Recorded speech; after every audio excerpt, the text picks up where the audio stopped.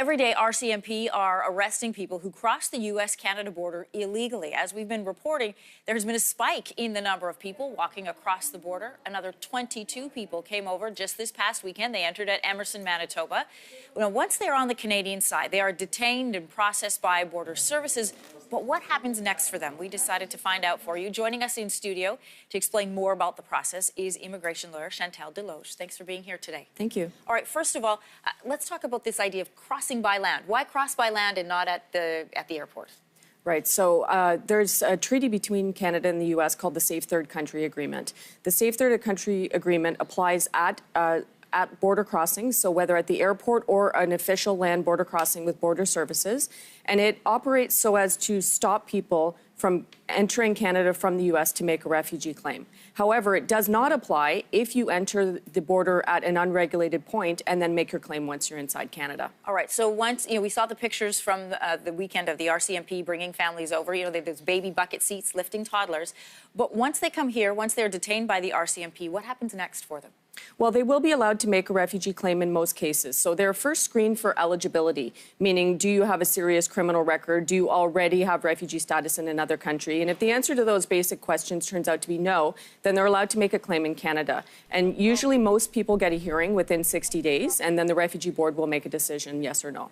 If they don't have ID with them or they don't fit the criteria, what happens? Right. So if they're declared to be ineligible, then they will not be allowed to make a claim in Canada. There may be some other options for them. However, if they're not able to prove who they are, if they have no ID, they could be detained by Border Services until such time as they're able to prove their identity. Chantal, when we see these pictures that we're showing our viewers now, this is of, RCMP meeting the people, basically meeting them at the border. Some of them are being handcuffed.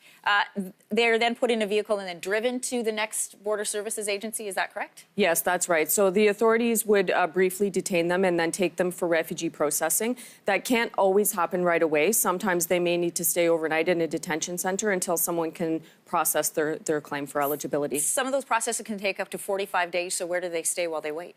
Right. So as long as there's no issue with identity, then most people will go to stay with a social service agency. So someplace like a reception center or a refugee shelter, or if they happen to know someone in Canada, they're free to stay there as well. We saw some tweets come out over the weekend as these pictures were being released, on social media and on various news outlets. This is from Conservative MP Michelle Rempel, who says there are proper channels which people can cross into Canada. Illegal crossings are unsafe. They place a burden on our law enforcement. Tony Clement also sending out a tweet saying illegal crossings are unsafe. They're a burden on the local communities, and our laws should be enforced. Is a heavier police presence, in your opinion, the right response to this? Well, I think the right response is that the Safe Third Country Agreement needs to be re-examined in light of the situation in the United States. Does it apply because of the travel order?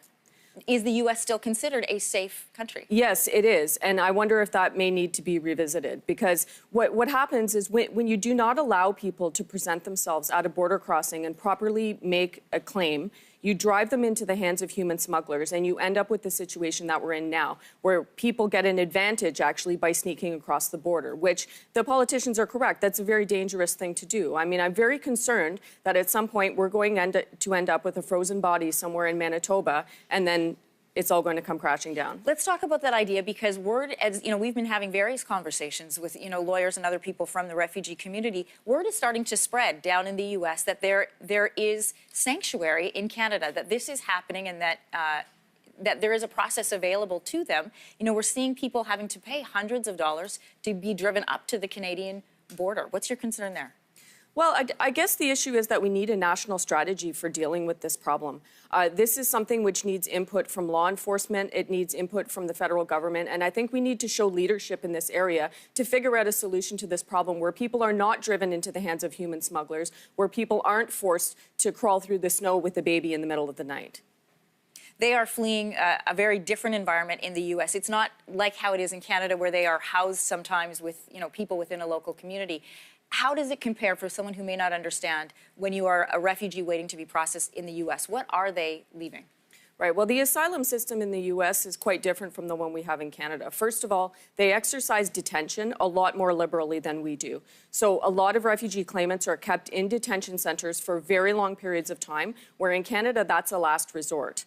These detention centers are kept in remote areas where it's difficult for people to access legal counsel. Legal aid is not a very common thing in the United States, so they rely on pro bono lawyers who may not want to drive hours out of town in order to help somebody for free. So it is more difficult to access justice in that system, and I can see why someone would want to make their claim in Canada instead. And it's important to keep in mind as well that these people are not claiming that they're persecuted in the U.S. They're claiming that they're persecuted in their home country, but they're not confident that the U.S. is going to protect them from being sent back there. And in their opinion, the U.S. is no longer a safe country for them to seek asylum in. Right, and whether that's objectively true or not, I think the key is to put yourself in their shoes for a moment. With all of the political climate, all of the hysteria that's happening in the U.S. right now, I certainly couldn't blame someone from another country who doesn't understand North American customs from feeling a little bit insecure right now. All right, very quickly, in a couple of seconds that we have left, do you feel like this is going to continue? Are we going to see more of an increase? We're definitely going to see more, especially as the weather starts to improve. I think the weather is holding some people back, but once the weather starts to get better, I think we're going to see this increase. As long as the administration to the south of our border keeps up with their immigration policies, I think it's going to continue driving people north. Oh, and we are waiting to see what happens next with this expansion of the travel order. Thanks for being here with us today, Chantal. Thank you.